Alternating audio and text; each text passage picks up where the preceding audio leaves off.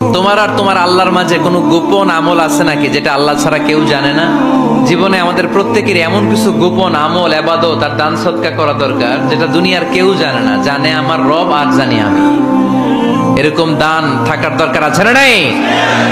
তোমার জীবনে এমন কোন গোপন সাদাকা আছে নাকি যেটা আল্লাহ ছাড়া কেউ দেখেনি? এই গোপন সাদাকাটা আল্লাহ খুব পছন্দ করে।